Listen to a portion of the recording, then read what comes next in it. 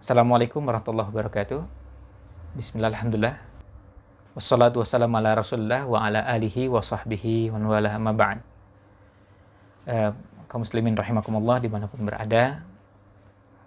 Pada sesi ini kita akan belajar parenting dengan mengacu pada hadis-hadis Nabi Shallallahu Alaihi Wasallam.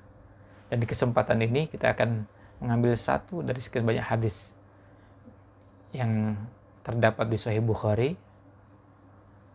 Yang dimaksud hadis ini adalah hadis dalam satu tema yang berhubungan dengan bagaimana Nabi Shallallahu Alaihi Wasallam menerapkan ketegasan kepada cucunya sendiri ketika melakukan kekeliruan, kesalahan,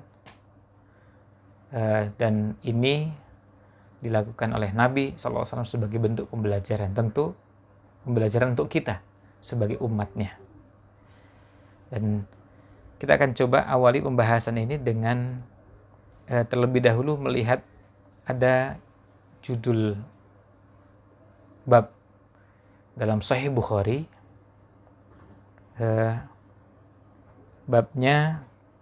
Kitabnya Kitabuz Zakah, kitab tentang zakat. Babnya Babu Akhdi Sodaqotit Tamri Inda Siromin Nakhli. Bab mengambil sedekah atau zakatnya kurma ketika sudah panen. Wahal yutrokus sobiyu, apakah, ya, ini lanjutannya, dan ini yang jadi inti bahasan kita. Dan apakah anak kecil dibiarkan fayamassu tamros sodaqah, kemudian dia mengambil kurma sedekah. Ini judulnya. Kita bisa lihat dalam judul bab yang disebutkan oleh Imam Al-Bukhari. Kita tidak akan membahas bagian pertama berkaitan dengan kewajiban zakat, dan zakat itu dikeluarkan pada saat sudah mencapai nisabnya, pada zakat tanaman, ketika panen. Nah, ini semua di luar bahasan kita, dan itu perlu pembahasan tersendiri di tempat lain. Karena inilah salah satu keistimewaan yang ada pada hadis Nabi Shallallahu Alaihi Wasallam, di mana ungkapannya sering disajikan dengan paparan yang singkat, tapi maknanya begitu luas dan mendalam. Inilah yang diistilahkan dengan jawami'ul kalim. Kata yang singkat, ringkas, tetapi maknanya begitu luas dan mendalam. Ya, tentu tidak semua orang punya kemampuan seperti ini. Dan Rasulullah SAW diberikan karunia, kelebihan ini. Nah, Imam Bukhari rahimahullah ta'ala, beliau menyebutkan hadis ini, kemudian yang ingin kita bahas adalah pada kalimat wahal yutrokus sobiyu fayamassu tamros sodaqah. Apakah anak kecil dibiarkan ketika mengambil kurma sedekah? Nah, kisahnya akan kita bacakan hadisnya, tetapi sebelum itu kita akan lihat terlebih dahulu di judul bab ini redaksi yang digunakan oleh Imam Bukhari rahimahullah ta'ala. Dan ini bagian dari ilmu yang perlu kecermatan ketika kita belajar hadis, terkhusus belajar Sahih Bukhari. Ada kajian khusus, ada bahasan khusus yang berkaitan dengan judul bab yang ada di Sahih Bukhari. Karena kadang-kadang bisa jadi antara judul bab dengan hadisnya bisa tidak nyambung, sepintas, seakan-akan tidak nyambung. Tapi apakah betul tidak nyambung? Nyambung. Nah, bagaimana hubungannya? Nah, disinilah kita membutuhkan dukungan, membutuhkan bantuan para ulama untuk menjelaskan kepada kita apa maksud antara judul bab dengan hadisnya. Apa maksud antara judul bab dengan hadisnya? Nah, inilah yang akan kita coba lihat di sini sebelum kita masuk ke hadisnya, ketika Imam Bukhari menyebutkan wahal yutrokus sobiyu. Dan apakah? Di sini ada pertanyaan. Nah, pertanyaan ini seakan-akan beliau ingin menanyakan kepada membaca pada kita, apakah anak kecil dibiarkan? Ini memberikan isyarat bahwa anak kecil meskipun dia tidak terkena hukum taklif, tidak terkena khitab syar'i, tidak terkena kewajiban dalam syariat kita, karena belum mencapai usia balik, bahkan bisa jadi belum mencapai usia mumayyiz. Tapi hal itu tidak menghalangi untuk mengingatkan mengingatkan pada walinya, pada orang tuanya, pada orang yang punya tanggung jawab terhadap anak untuk membimbing, untuk mengajarkan, untuk mendidik. Sehingga kewajiban itu tidak gugur bagi orang tuanya, bagi walinya. Betul, bagi anak tersebut dia tidak berdosa. Dan ini disepakati oleh seluruh ulama bahwa anak pada usia tersebut tidak berdosa. Berapa banyak anak pada usia-usia belum mumayyiz melakukan perbuatan-perbuatan yang dilarang dalam agama, tapi tidak terkena hukum taklif. Belum terkena hukum taklif. Berapa banyak anak yang melakukan perbuatan yang dilarang dalam agama kita dan tidak mengerjakan yang diperintahkan dalam agama kita, tapi mereka belum mukallaf, sehingga tidak terkena kewajiban. Nah, oleh karena itu kata Imam Al-Hafidz Ibnu Hajar, pertanyaan ini bisa jadi mengisyaratkan bahwa larangan ini khusus untuk orang yang tidak boleh mengkonsumsi harta sedekah. Wa hal yutraku sabiyyu fayamassu tamras shadaqah. Nah, kemudian kita coba lihat hadisnya. Nah, hadisnya ini hadisnya cukup panjang karena waktu, saya coba untuk mempersingkat. Hadisnya di Sahih Bukhari nomor 1485. Dan hadis ini juga tentu terulang di beberapa tempat, nanti kita akan sebutkan. Nah, hadis ini dari Abu Hurairah radhiyallahu an. Di bagian pertama hadis bicara tentang zakat. Dan itu yang jadi inti bahasan di Kitabuz Zakah ini. Tetapi yang ingin kita ambil dari bagian ini adalah pada bagian lanjutannya. Nah, di bagian kedua dari hadis ini, di nomor 1485,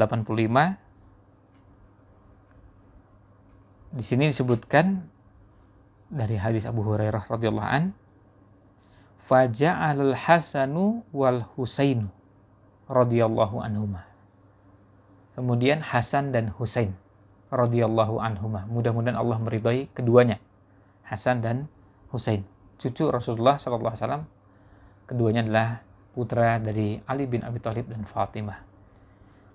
Nah, keduanya yal'abani, keduanya bermain bidzalika tamr, dengan kurma tersebut. Maksudnya dengan kurma sedekah. Fa akhadha ahaduhuma tamrotan. Kemudian salah satu dari keduanya mengambil kurma. Faja'alahu fihi. Kemudian dia ambil kurma tersebut dan dia letakkan di mulutnya. Salah satu dari dua orang ini, atau dua anak ini, salah satu dari Hasan dan Husain ini mengambil kurma, kemudian memasukkan kurma tersebut ke mulutnya. Belum ditelan, baru sampai di mulutnya. Fanadhara ilaihi Rasulullah sallallahu alaihi wasallam. Kemudian Rasulullah sallallahu alaihi wasallam melihat, fa akhrajahuma min fihi. Fa akhrajaha, kemudian Nabi SAW mengeluarkan kurma tersebut min fihi, dari mulutnya. Faqala, kemudian Rasulullah SAW bertanya, ama alimta, apa kamu tidak tahu, ala Muhammadin sallallahu alaihi wasallam. Saya ulang lagi. Ama alimta, apakah kamu tidak tahu? Anna ala Muhammadin sallallahu alaihi wasallam. Sesungguhnya keluarga Muhammad, keluarga Nabi Muhammad sallallahu alaihi wasallam, la ya'kuluna shadaqata, tidak makan dari sedekah. Nah, di sini disebutkan bahwa salah satu di antara keduanya. Salah satu di antara keduanya ini siapa? Hasan atau Husain. Ini di hadis nomor 1485. Kemudian hadis ini juga disebutkan di nomor 1491. Tadi 1485, sekarang kita pindah ke 1491. Di hadis nomor 1491 disebutkan bahwa Abu Hurairah radhiyallahu an qala berkata, akhadha Al-Hasan bin Ali. Nah, di sini memperjelas bahwa yang mengambil adalah Hasan bin Ali radhiyallahu anhuma, dan Allah meridhai keduanya, maksudnya Hasan dan Alinya, tamrotan min tamri shadaqah, kurma sedekah. Dia mengambil satu kurma sedekah. Faja'alaha fihi. Kemudian diletakkan di mulutnya. Faqala an-nabiyyu sallallahu alaihi wasallam. Kemudian Nabi sallallahu alaihi wasallam bersabda, kih. Ya, kata kih ini dalam bahasa Arab adalah ungkapan untuk menunjukkan bahwa apa yang dimakan itu diminta untuk dikeluarkan. Karena ini adalah sesuatu yang tercela. Maka diminta untuk keluarkan. Nah, yang dalam hadis yang lain, redaksinya sebelum kata kih ini ada pertanyaan yang ditujukan kepada keduanya, yang menunjukkan bahwa perbuatan tersebut adalah perbuatan yang diperintahkan untuk segera ditinggalkan. Nah, dalam redaksi yang lain, alqiha ya bunayya, keluarkanlah atau lemparkanlah wahai putraku. Dia minta dikeluarkan apa yang ada di mulutnya. Nah, yang satu, saya ulang kembali bahwa dalam riwayat yang digabungkan oleh Imam Al-Hafidz Ibnu Hajar, antara yang terdapat di Sahih Bukhari dan Sahih Muslim, di situ ada kalimat alqiha ya bunayya, kemudian pada riwayat yang lain, kemudian seperti yang ada di sini disebutkan kih. Intinya adalah minta untuk dikeluarkan. Akhirnya kemudian dikeluarkan. Dan tadi kita dapati di hadis sebelumnya disebutkan bahwa Nabi SAW mengeluarkan dengan tangannya. Jadi maka kemudian ada yang mencoba untuk menghubungkan urutannya. Jadi pertama diminta untuk dikeluarkan alqiha ya bunayya. Kemudian setelah diminta untuk dikeluarkan, baru kemudian muncul kata kih ini. Lalu pada tahap berikutnya lalu dikeluarkan oleh Nabi Shallallahu Alaihi Wasallam. Nah, dari hadis yang ada ini kita bisa mendapati beberapa pelajaran. Dan di hadis nomor 1491 kemudian Nabi SAW bersabda, ama sya'arta anna la na'kulus shadaqah.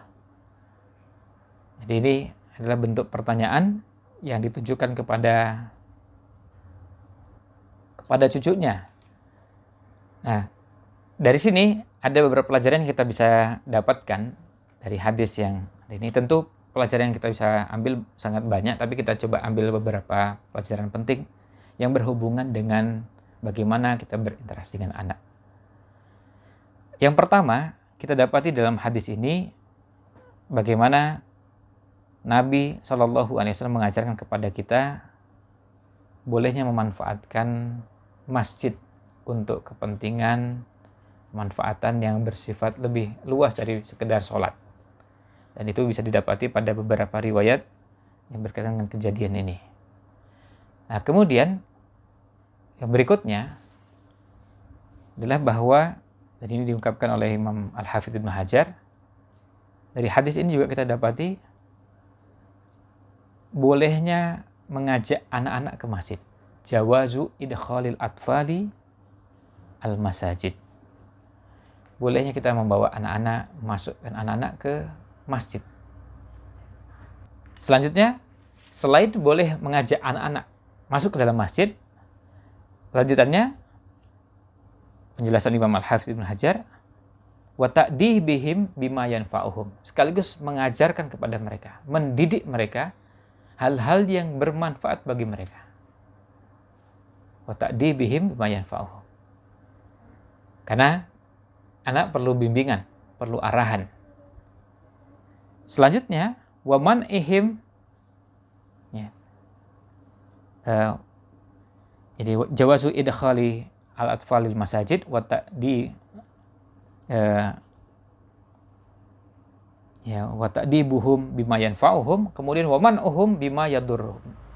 Jadi selain mengajak mereka masuk ke masjid, mengenalkan apa yang perlu mereka ketahui, yang bermanfaat bagi kehidupan mereka, dan mereka perlu ajari, mereka perlu dapatkan pembelajaran itu, tapi sekaligus juga wa man'uhum mimma yadurruhum, dan melarang mereka dari hal-hal yang bisa membahayakan mereka. Ini artinya ada proses yang berhubungan dengan hal yang bermanfaat bagi mereka, yang perlu mereka ketahui, maka mereka juga perlu mendapatkan pelajarannya.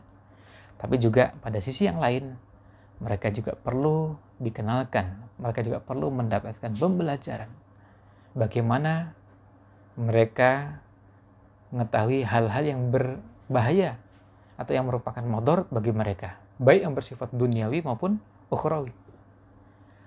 Dan lanjutannya, wa min tanawulil muharramati, dan dari mengkonsumsi hal-hal yang diharamkan. Jadi meskipun mereka anak-anak, mereka dikenalkan bahwa ini tidak boleh, ini haram. Mereka juga dikenalkan. Jadi mereka tidak boleh makan makanan yang haram bagi mereka.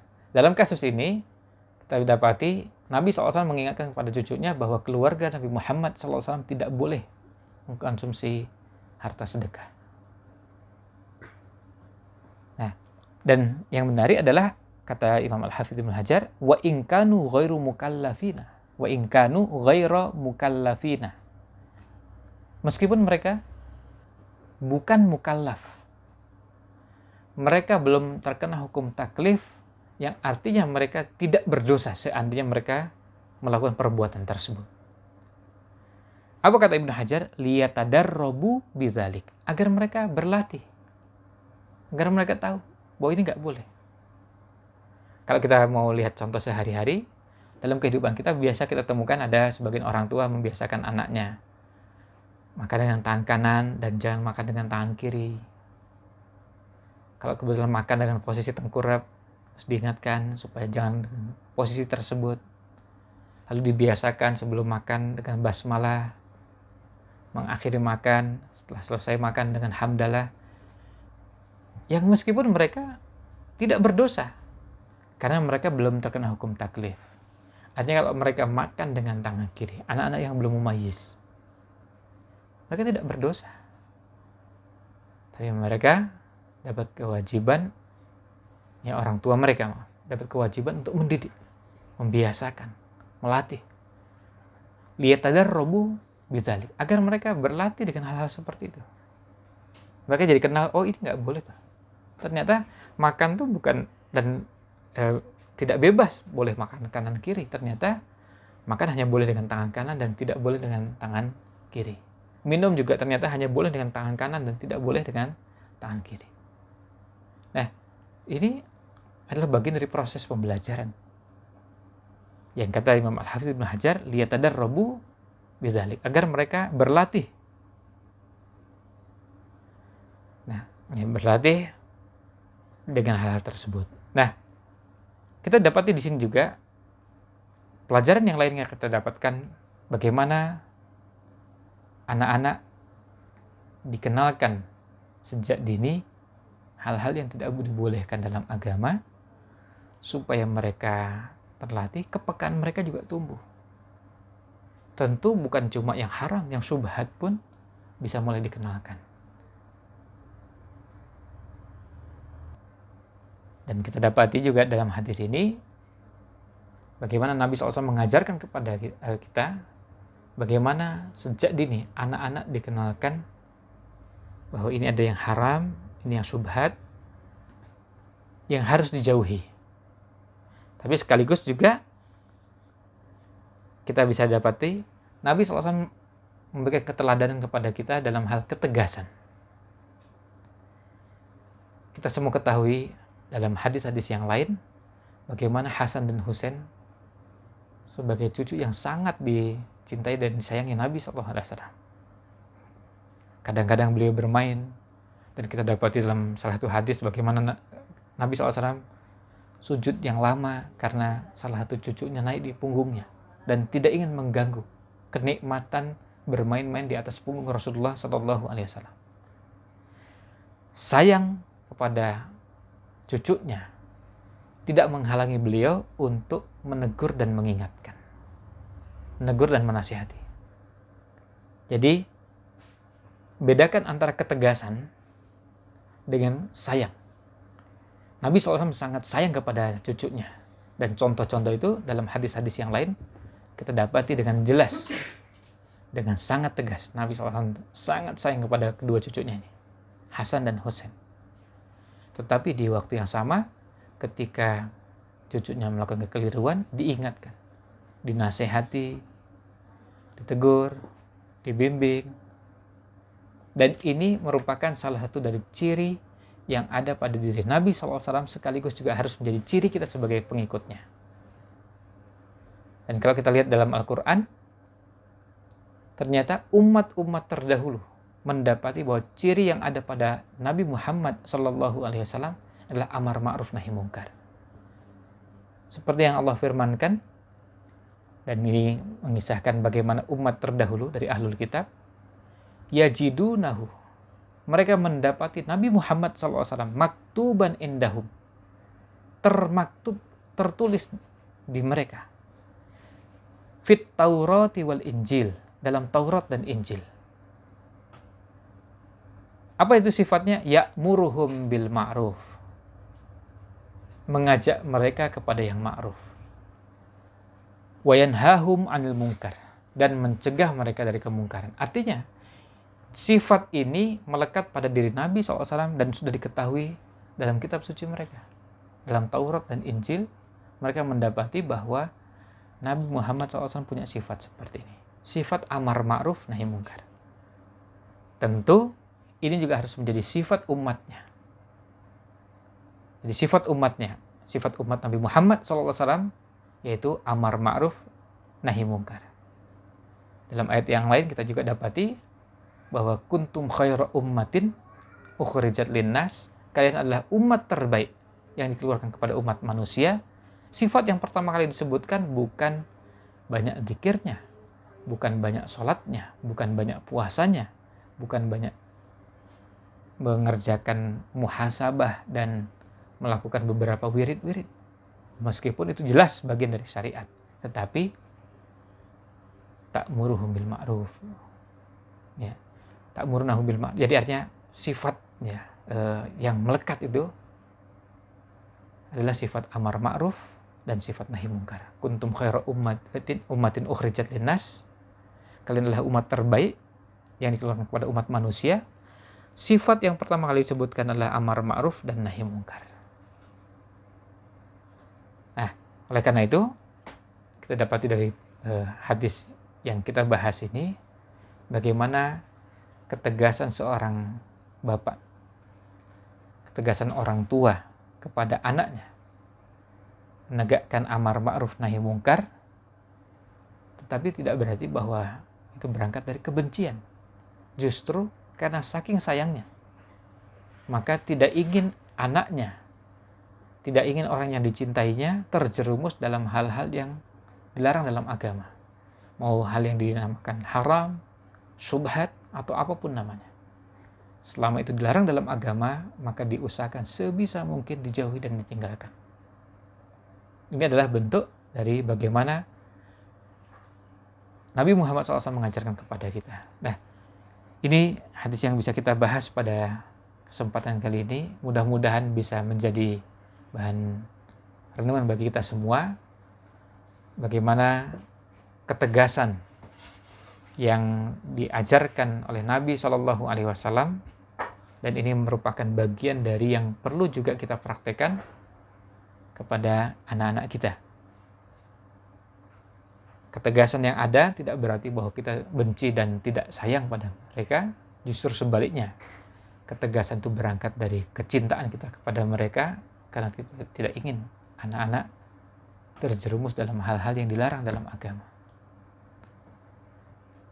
Mau yang dinamakan haram, syubhat, atau apapun namanya yang dilarang dalam agama, dengan berbagai istilahnya, termasuk ada istilah kufur, syirik, bid'ah, dosa besar, apapun yang dilarang dalam agama, penyimpangan dalam agama, ketika kita mencoba untuk membimbing, menjauhkan mereka dari hal-hal tersebut, bukan karena kita benci, tetapi karena kita cinta pada mereka, karena sayang pada mereka.